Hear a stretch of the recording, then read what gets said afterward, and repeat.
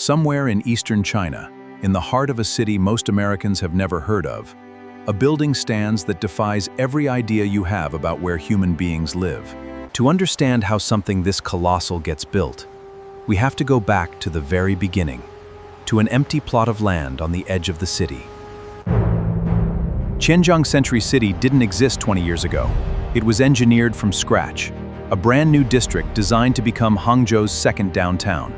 The ground beneath Hangzhou is notoriously soft, saturated clay and silt. Engineers knew standard foundations would never hold. They needed to reach deep rock strata. At peak operation, more than 40 drilling rigs worked simultaneously across the site, day and night, 7 days a week. Once the piles were set, engineers poured a massive concrete raft across the entire footprint. This was a foundation platform that would bear the weight of a small city. What makes this building structurally possible is a hybrid system. Concrete shear walls at the core, steel-reinforced columns at the perimeter at strategic floors. Before the floors could rise, the core had to go up first. These reinforced concrete walls, they carry the wind loads, the seismic forces, and the weight of every floor above. Inside each core wall, engineers packed enough steel reinforcement to build a dozen suspension bridges. That S-curve wasn't just an aesthetic choice. The architect engineered this specific curve. It allows sunlight to reach both faces. This maximizes natural light for all apartments. For every floor, hundreds of tons of steel rebar had to be tied by hand, a process that took crews of men working in rotating 12-hour shifts. Each floor slab consumed hundreds of concrete mixer loads, all timed to arrive in precise sequence so no section of slab began to set before the adjacent pour was complete. From the air, the construction site looked like a living machine. Every worker, every truck, every crane operating on a synchronized schedule. Floor by floor, the building climbed. On paper, the cycle time for each floor was 14 days. On site, experienced crews pushed it to 10. At peak construction, 6 tower cranes operated simultaneously above the site, each one capable of lifting 40 tons and reaching every corner of the building. The cranes didn't just sit beside the building, they climbed inside it. As each new floor was completed, the crane's mast was jacked upward through the growing structure. Crane operators worked 6 days a week, 12 hours a shift, perched 200 feet above the city, responsible for placing loads with tolerances measured in inches. At 3 critical levels of the building, engineers installed transfer plates, redirecting thousands of tons of load across the building's footprint. Pouring a transfer plate, the entire slab is complete. Stopping mid-pour would create a structural cold joint that could crack under load. Inside each transfer plate, engineers embedded post-tensioning cables, steel tendons that would be tensioned and dramatically increasing its load capacity. Post-tensioning is a technique borrowed from highway bridge construction. It transforms what would be an ordinary slab into something strong enough to carry a skyscraper above it. Steel erection at height is a choreography of precision and nerve. Every connection is engineered to the millimeter, and every bolt torqued to a specific load before the next piece goes up. Each structural connection in this building was designed to handle not just the dead load of the floors above, but the dynamic forces of wind and the movement of tens of thousands of people. Halfway up, a visitor from the air could begin to understand already dominated the skyline of a district that hadn't existed a decade before. The building required 12 elevators, more than most American office towers. Without them, getting thousands of people to their floors every morning would be impossible. Below the concrete and steel, an entirely separate building had to be constructed, a hidden city of pipes, ducts, cables, and conduits that would make the building breathe. On every single floor, crews had to install enough pipe to stretch from New York to Philadelphia. Multiplied by 39 floors, infrastructure of this building is staggering. Vertical plumbing in a super tall building defies intuition.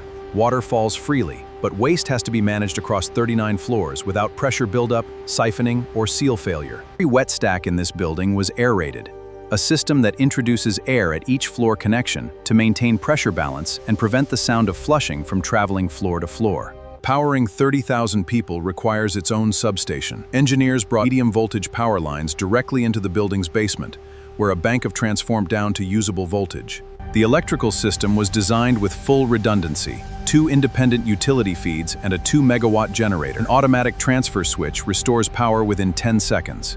Fire protection in a building of this size is not optional. It is an engineering discipline unto itself, suppression systems. It was ever installed in a residential building in China. Every single apartment, corridor, lobby, stairwell, and mechanical room is covered by automatic sprinklers. In a building this dense, a fire that goes unchecked for even 3 minutes can be catastrophic. With 30,000 potential occupants, fire evacuation was one of the most complex engineering problems on the project. Building code required multiple pressurized stairwells. Once the structure topped out, the race was on to close the building's skin. The curtain wall had to be sealed floor by floor to allow interior finishing work to begin. Each curtain wall panel was engineered to handle wind pressures of over 50 pounds per square foot, the equivalent of a Category 3 hurricane pressing against every inch of glass. Working 400 feet above the street on a swing stage requires a specific kind of calm that most people don't have. These men showed up every morning and did exactly that. Each of the 11,250 apartments in this building was originally designed as a luxury hotel suite, open-plan layouts, and full-height windows looking out over the city. Fitting out 11,000 apartments is a construction project within the construction project, worked on different floors simultaneously, each on a tight schedule to hand the unit over for finishing. Every bathroom, every kitchen, every corridor floor tile in this building was set by hand. Across 11,000 units, that means roughly 4 million square feet of tiled surface. From raw concrete shell to a move-in ready apartment took approximately 90 days per unit, a timeline the fit-out contractor compressed to 60 days at peak production. Remember, this building was designed as a 6-star hotel. The lobby tells that story. Entrance, a soaring atrium that signals arrival. The lobby floor alone consumed over 8,000 square feet of imported marble. Each slab cut, matched, and laid to a pattern designed by the original. Inside this building, you don't need to leave, ever. Urban ecosystem across multiple floors, everything a city provides, compressed into a single vertical stack. The food court alone occupies an entire floor and contains over 40 individual vendor stalls, enough to feed thousands of. The building's swimming pool was part of the original hotel package, an amenity that stayed in the conversion. For residents paying $200 to ordinary value proposition. At completion, this building and everything in it weighs approximately 450,000 modern fully loaded Boeing 747s pressing down on a single plot of ground. By late 2012, the building was structurally complete. It stood 675 feet tall on land that was swampland a decade earlier. Commissioning a building this complex takes months. Every system has to be tested, tuned, and certified before a single person can legally occupy it. Elevator commissioning alone took 6 weeks, testing load capacity, door timing, floor level, emergency stop response, and intercom function on every single car, every single floor. Every skyscraper needs a fail-safe.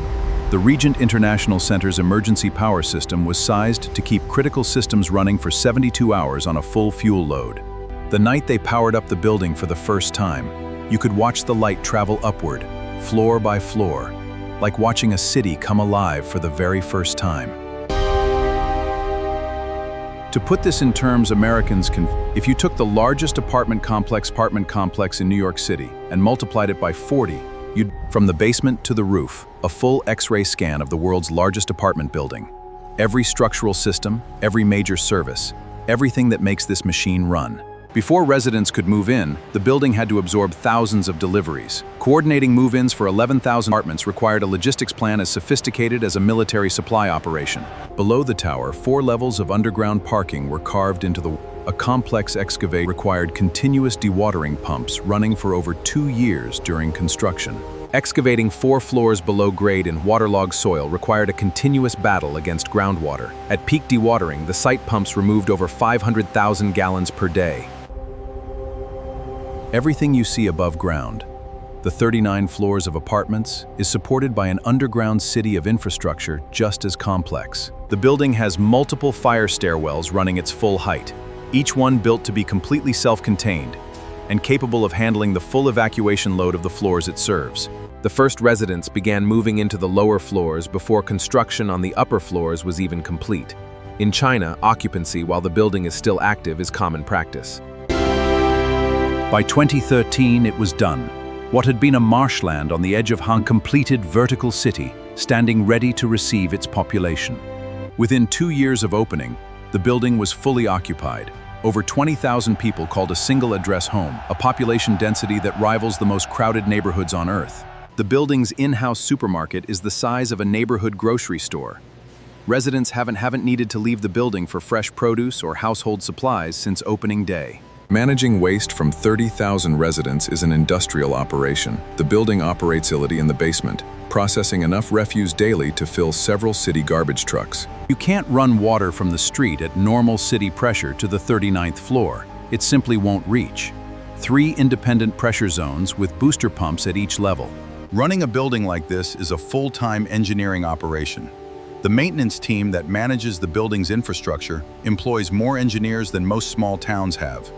Imagine filling Madison Square Garden to capacity. Every seat taken. They live there, permanently, on 39 floors. That's the Regent International Center. From the air, what strikes you isn't just the size, it's what the size means. This building reshaped an entire district. Around it, a new city grew up because it existed. The Regent International Center operates 24 hours a day, 7 days a week. The building never sleeps, and neither does the team that runs it. In a building where online influencers, students, and remote workers make up a significant portion of residents, internet infrastructure isn't an amenity, it's a utility as critical as water. The building sits directly on top of a subway station. You can walk from your 20th floor apartment to the metro platform in under 3 minutes, residents to downtown Hangzhou and the airport. Below grade, where the building meets the earth, waterproofing is critical, structural damage that costs more to fix than it costs to build correctly. On the roof, 675 feet above street level, Engine American Office Park, all dedicated to 11,000 apartments at a comfortable temperature. The architect who designed this building, Alicia Liu, also created the Marina Bay Sands in Singapore, both challenging the fundamental idea of what a single structure can be. Walk into the lobby of the Regent International Center today, and you don't feel like you're walking into an apartment building. You feel like you're walking to a grand hotel, because that's exactly what was designed here. From the ground up, 160-foot piles anchored in bedrock, a concrete mat, 39 floors of Rian 75 feet. This is how China built a vertical city.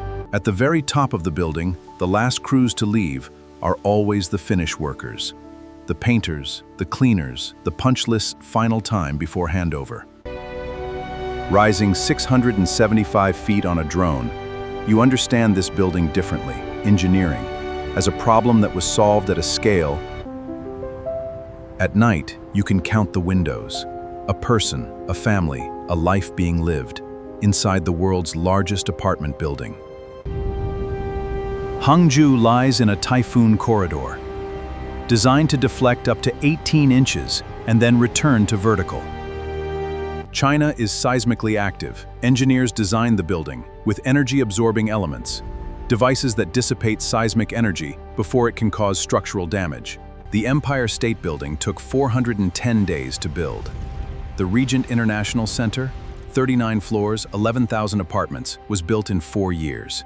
At 675 feet tall, window cleaning at the Regent International Center is its own rope access technicians and purpose designs platforms built into the facade. This building doesn't run on autopilot. Every year is equivalent a small commercial property from scratch, except the work is ongoing, 365 days a year. As extraordinary as the Regent International Center is, it is now just one building in a district full of towers, and the building that was once its tallest landmark now has company. At peak construction, over 4,000 men worked on this building simultaneously. More than the entire workforce of many companies working on a single project, running the full length of the S-curve. Over 1,300 feet of facade. The curtain wall contains more than 60,000 individual glass panels. The S-curve isn't just beautiful, it's functional. By curving the building mass, Alicia Liu reduced the shadow the building casts on. Every connection in this building was made by a man with a tool in his hand. Every weld, every threaded pipe connection. Engine is only an idea until a skilled worker makes it real. The roof of this building is an industrial plant, cooling towers, elevator machine rooms, lightning rods. The top of a vertical city is as busy as its bottom. The last thing to be completed on any large building is always the ground plane, the landscaping, the paving, the streetscape elements that connect a building to the city around it. 2009, empty land. 2010, piles and foundations. 2011, structure rising, open building opens its doors. It took 4,000 workers, 4 years, and an act of architectural ambition rarely attempted anywhere on Earth. What they built here isn't just a building, it's a proof of concept. By any measure of human occupancy, this is the most densely populated building on Earth. The numbers are not close. At night, from the street, the building glows like a city block stood on its end. Who decided that a vertical city on the edge of Hangzhou was a place they wanted to call home? The Regent International Center. 675 feet tall, 39 floors, 11,250 apartments.